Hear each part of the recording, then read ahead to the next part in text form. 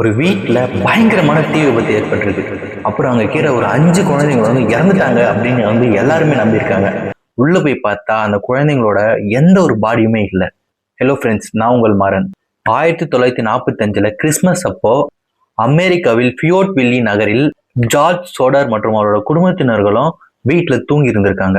தூங்கும்போது திடீர்னு வீடு ஃபுல்லா தீப்பத்தி எரிஞ்சிருக்கு. அப்ப அந்த பேரண்ட்ஸும் சில குழந்தைகள் மட்டும் அங்கிருந்து தப்பிச்சு வெளியே வந்திருக்காங்க. ஆனா ஒரு 5 குழந்தைகள் மட்டும் வீட்டுக்குள்ளேயே இருந்ததாக சொல்லப்படுறாங்க. தீ எல்லாம் அணைச்சதுக்கு அப்புறம் வந்து சில பேர் வந்து வீட்டுக்குள்ள போய் சோதனை செஞ்சிருக்காங்க. ஆனா அந்த 5 குழந்தைங்களோட எலும்புகளோ இல்லைன்னா உடல் எச்சங்களோ எதுவுமே கிடைக்கல. அந்த குடும்பத்தினர்கள் என்ன சொல்றாங்கன்னா, எங்க குழந்தைகள் வந்து தீயில வந்து எரிஞ்சு சாம்பல் ஆகல, யாரோ கடத்தின்னு போயிருக்காங்க அப்படின்னு சொல்லி நம்ப ஆரம்பிச்சிட்டாங்க. அப்புறம் அவங்க வீட்டு பக்கத்துல ஒரு விசித்திரமான சம்பவங்கள் நடந்திருக்கு. தீ விபத்திற்கு முன்பு வந்து தவறான போன் கால் வந்திருக்கு.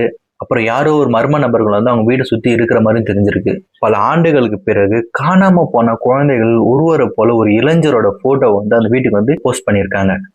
ஆனா அதுவும் உண்மையா என்று உறுதி செய்யப்படல. அந்த வழக்கு வந்து இன்னைக்கு வரை முழுமையாக தீர்க்கப்படல. சிலர் என்ன சொல்றாங்கன்னா, அந்த குழந்தை உண்மையிலேயே தீயிலே வந்து இறந்திருக்கலாம் அப்படின்னு சொல்றாங்க. சிலர் வந்து யாரோ அந்த குழந்தைங்க வந்து கடத்தி போயிருக்கலாம், இது ஒரு கடத்தல் வழக்கு அப்படின்னு சொல்றாங்க. அந்த 5 குழந்தைக்குமே உண்மையிலேயே என்னதான் ஆச்சு?